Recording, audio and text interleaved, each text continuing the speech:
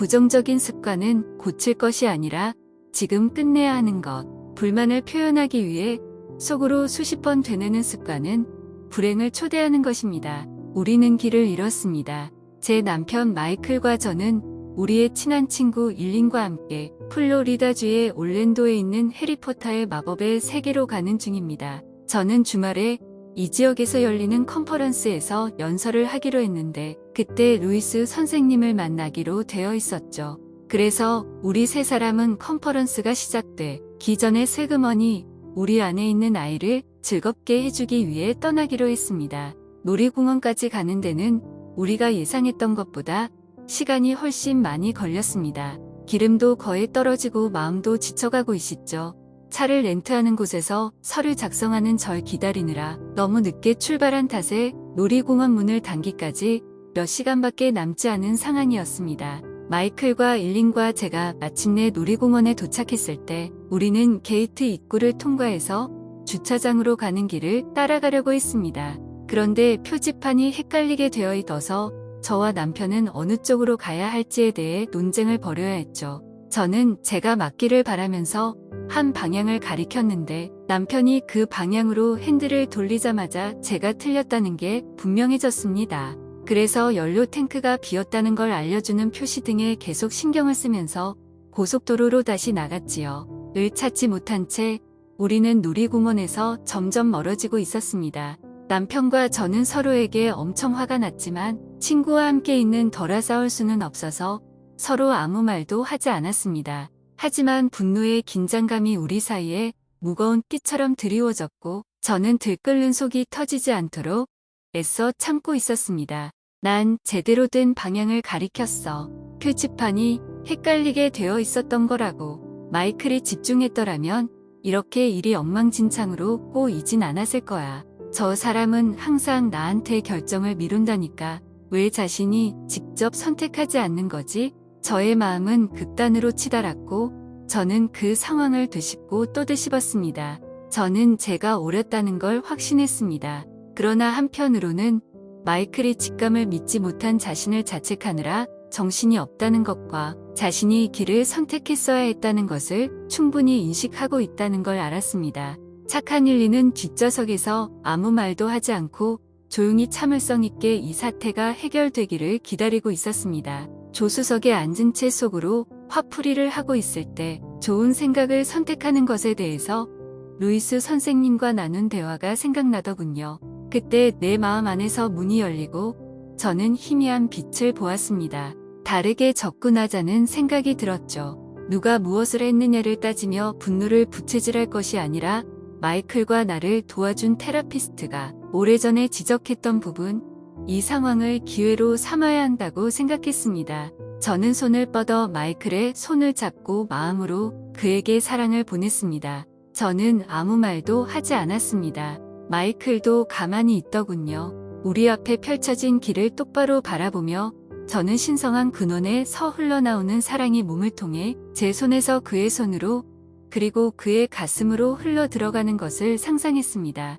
저는 마이클의 에너지가 부드러워질 때까지 몇 분 동안 계속 그렇게 마음을 보냈습니다. 마이클에게 계속 사랑을 보내면서 저는 무언가 흥미로운 점을 느꼈습니다. 저도 사랑을 느끼고 있었다는 점이죠. 일이 잘못되었다는 것에 화가 나는 대신 저는 갑자기 남편이 더 걱정되었습니다. 그가 얼마나 스스로를 자책했을지를 떠올리자 제 마음이 누그러졌습니다. 이미 충분히 힘들어하는데 제가 왜 그 위에 고통을 더 쌓고 싶겠어요. 루이스 선생님과 만났을 때 저는 그날 있었던 일에 대해 설명했습니다. 저는 선생님에게 그렇게도 간단한 일이 어떻게 그렇게도 깊은 영향을 줄 수 있는지 여전히 놀라고 있다고 말했습니다. 그렇게도 여러 번 바보 같은 어떤 때는 그저 바보 같은 것만은 아니었지만 언쟁을 벌이는 동안 저는 자신을 방어하는 걸 포기하고 사랑으로 경청해야 한다고 생각했지만 그건 마치 적에게 항복하는 것처럼 직관에 반하는 느낌이었습니다. 결국 저의 자아는 어떤 입장을 합리화하는데 능숙했던 것입니다. 아무런 잘못도 하지 않았는데 왜 패배를 인정해야 한단 말인가. 사랑을 보낸다는 것은 문제를 외면한 채 그저 덮으려는 것 아닌가. 우리가 진실이라고 알고 있는 것을 용어하지 않는다면 어떻게 서로가 성장하도록 북돋을 것인가? 이런 생각을 하고 있었던 겁니다. 에고는 하나의 습성을 갖고 있어요. 루이스 선생님이 제게 말했습니다. 자아는 자신이 옳다고 주장하고 자신의 입장을 정당화하려는 습성이 있죠. 다른 사람들이 명백히 틀렸다는 걸 찾으려 애써요. 긍정적인 결과에 초점을 맞추거나 사랑을 쏟는 것이 효과가 있다고 생각하는 건 아주 간단하지만 실제로 효과가 있습니다. 당신의 경우에는 계속 불평하고 언쟁하면서 문제를 단언하는 대신 마음속으로 그저 미소를 짓고 남편에게 사랑을 보내면서 그것이 효과가 있다는 걸 발견했을 뿐입니다. 저는 에고를 포기할 때의 저항감을 충분히 인식하고 있었기 때문에 루이스 선생님이 옳다는 걸 인정해야만 했습니다. 그건 정말 효과가 있었습니다.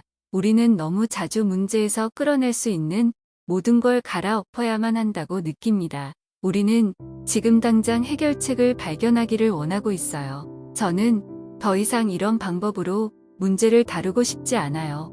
문제에서 더 많이 멀어질수록 해결 방법은 더 빨리 찾아옵니다. 제가 모든 게 잘 될 거예요. 모든 일이 잘 풀리고 있어요.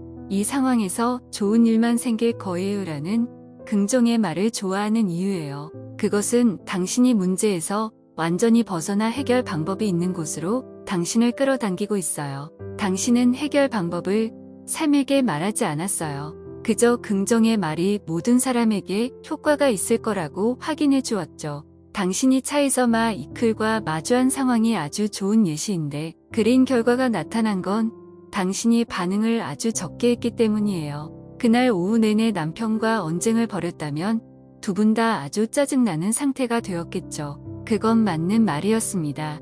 우리가 상대방의 말에 귀를 기울일 수 있을 정도로 긴장이 풀리고 마음이 열렸을 때 우리 관계에 긍정적인 변화를 불러올 수 있습니다. 실제로 그날 저녁 늦게 호텔로 돌아왔을 때 우리는 차분하고 논리적으로 낮에 벌어진 상황에 대해 이야기를 나눌 수 있었습니다. 지난 몇 년 동안 우리는 서로 방어를 하려고 할 때는 대화가 불가능하다는 것을 알게 되었습니다. 그때는 아무 소용이 없습니다.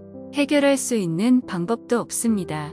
그럴 기회도 없죠. 또한 우리는 좋은 방법으로 어려움을 이겨내고 나면 그 일은 놓아주는 게 중요하다는 것도 알게 되었습니다. 루이스는 몇 가지를 더 알려주었습니다. 문제가 해결되었을 때 우린 이제 그 문제가 지나갔다는 걸 기억해야 해요. 지나간 거예요. 우리는 불행하기 위해 과거로 빠져들기를 원치 않아요.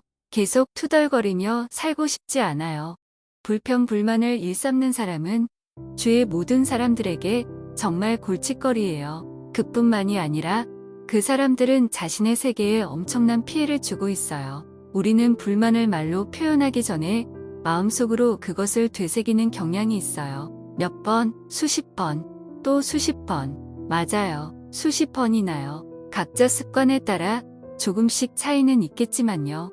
부정적인 산사태를 막을 수 있는 유일한 사람은 불평을 쏟아내는 사람 자신이에요. 하지만 우선 그들은 자신이 무엇을 하고 있는지부터 인식해야 합니다.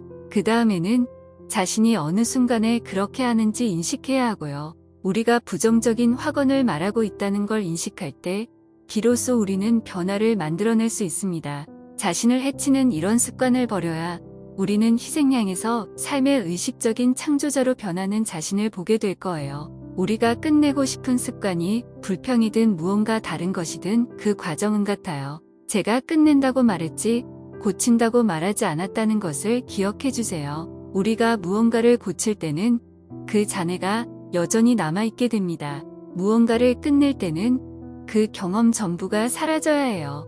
저는 그것이 처음 왔던 무효로 돌아가는 일이라고 생각해요. 습관은 어디에서도 온 게 아니기 때문에 어디로도 돌아갈 수 없어요. 우리 모두는 습관을 갖고 있어요. 어떤 습관은 우리의 든든한 지원자가 되어주지만 어떤 습관은 우리의 기대를 저버리죠. 우리는 사랑과 기쁨, 번영, 건강, 그리고 행복하고 평화로운 마음을 만드는데 보탬이 되는 습관을 선택하고 싶어 해요. 본능적으로 말이죠. 그래서 우리는 지금 행하고 있는 습관을 누가 만들어냈는지, 그것을 바꾸려면 누가 책임을 져야 하는지 기억해야 하죠. 그렇습니다. 우리는 우리 생활에 부정적인 면이 있다는 걸 알면 어떻게 그것이 유지되는지 알고 싶어 해요. 우리는 무엇을 하면서 우리의 세상으로 부정적인 상황을 끌어들이고 유지하고 있을까요? 우리 모두는 지속적으로 자신을 창조해가는 아주 강한 창조자들이에요. 저는 경험을 통해 마음속에서 속삭이는 부정적인 잡담을 계속 의식하고 있는 것이 행복한 삶에 꼭 필요하다는 걸 알게 되었어요. 우리는 무슨 생각을 하고 있을까요? 왜 우리는 이런 생각을 하게 되었을까요? 이런 생각은 우리 세상에서 무엇을 만들어내고 있을까요? 일단 이 습관을 알게 되면 그 다음 단계는 이런 생각을 하는 자신을 자책하지 말아야 해요. 그 대신 자신이 무엇을 하고 있는지 알게 된 것을 기뻐해야 해요. 스스로에게 이렇게 말할 수 있어야 해요. 이런 부정적인 반응을 보이는 게 놀랄 일은 않아. 당연해. 이런 부정적인 생각을 하고 있었으니까. 이제부터 난 그런 생각을 할 때마다 그걸 의식하고 싶어. 그러면 그 습관을 끝낼 수 있을 거야. 그리고 그 다음에 그런 생각이나 행동을 하는 걸 스스로 깨달을 때마다 이렇게 말하는 거죠. 아, 내 자신을 다시 파악했어. 정말 잘했어. 이건 이 습관을 끝내는 과정의 일부야. 거기까지 온 거야. 부정적인 습관을 끝내는 과정에 있을 때 우린 기뻐해야 해요. 지금 이 순간에 머물거나 혹은 가능한 한 긍정적인 시선으로 미래를 내다보려는 게 우리의 취지예요. 자신들이 행복하려면 또한 삶의 문제를 해결하려면 그저 돈만 있으면 된다고 생각하는 사람들이 너무 많아요. 루이스 선생님이 제 이야기를 들은 후 이렇게 말했습니다. 하지만 우리도 알고 있듯이 수천 명의 사람들이 엄청난 부를 소유하고도 여전히 수많은 문제를 안고 있어요. 분명히 돈은 모든 것을 해결해주지 않아요. 우리 모두는 행복하기를, 그리고 마음의 평화를 누리기를 원하고 있어요. 그런데 행복과 평화는 우리 내면의 일이에요. 우리는 돈을 아주 적게 갖고도 행복과 평안 둘 다 가질 수 있어요. 행복은 무슨 생각을 선택하느냐의 문제입니다. 부유하거나 가난한 상황은 당신의 내면에서 당신이 만들어내고 있어요. 우리 자신이 가질 수 있는 돈의 양은 우리의 신념체계와 어린 시절 돈에 대해서 배운 것과 깊은 관련이 있어요. 예를 들어 많은 여성이 그들의 아버지보다 더 많이 버는 것은 어려운 일이라는 걸 어느 순간 알게 됩니다. 난 아버지를 능가할 수 없어. 또는 남자들만이 여자들보다 높은 급여를 받아. 이런 믿음은 비록 그들이 그것을 의식하고 있지 못하더라도 그들을 억누릅니다.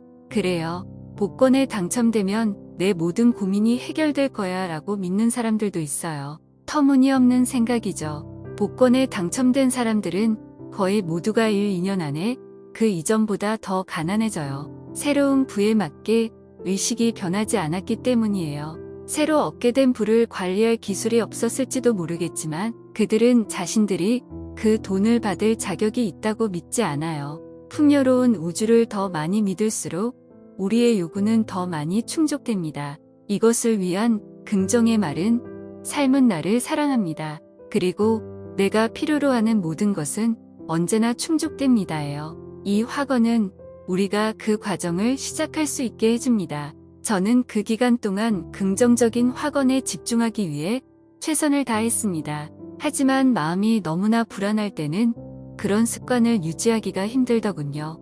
그때 저는 어떤 중요한 사실, 즉 긍정의 말, 그리고 거기에 맞는 행동이 성공의 열쇠라는 것을 배웠습니다. 직장을 구해야 한다는 사실에 직면해서 구직 활동을 할 때 저는 갑자기 삶과 협조해서 일을 하고 있었습니다. 그리고 그때 상황이 바뀌기 시작했죠. 저는 완벽한 직장이 나를 찾아온다라는 긍정의 확언을 지속적인 만트라로 활용했고 미친 듯이 인맥을 쌓기 시작했습니다.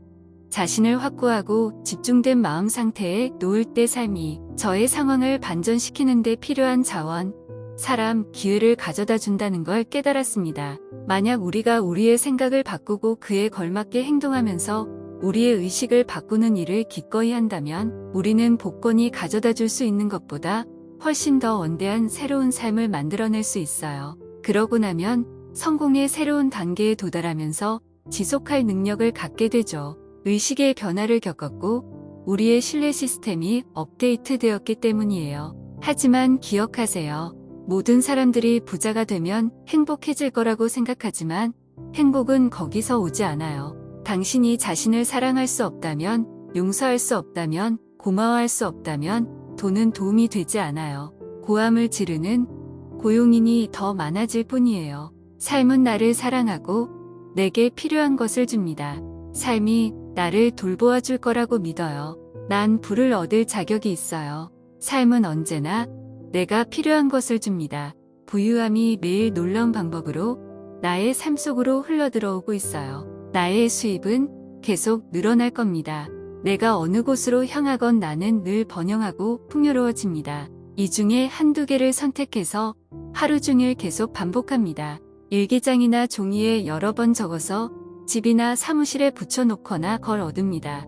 그리고 기회가 있을 때마다 거울을 들여다보며 자신에게 반복해서 말하고 있는지 항상 확인합니다. 내가 원하는 부를 얻으려면 어떤 습관을 버려야 할까?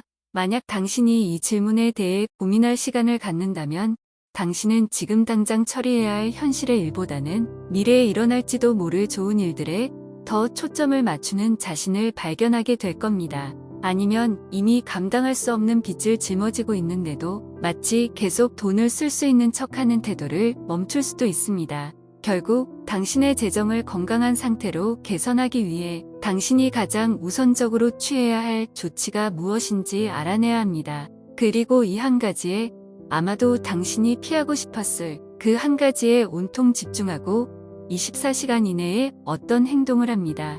청구액을 지불하거나 세금을 신고하고 납부하거나 신용카드 사용을 중지해야 할 수도 있습니다. 또는 가능한 한 빠른 시일 내에 당신에게 돈을 가져다 줄 일자리를 찾을지도 모릅니다. 당신이 나중에 더 만족스럽게 일하는 걸 준비할 수 있도록 말이죠. 기억하세요.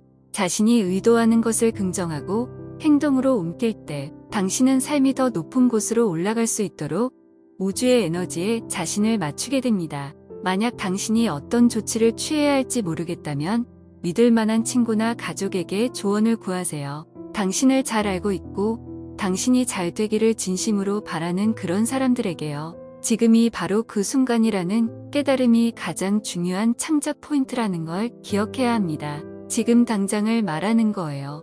이 순간에 당신의 모든 생각과 당신의 모든 선택이 당신의 미래를 움직입니다. 그래서 당신은 스스로를 올바른 위치에 두고 싶어 합니다. 우리는 진심으로 그것이 얼마나 중요한지 이해해야 해요.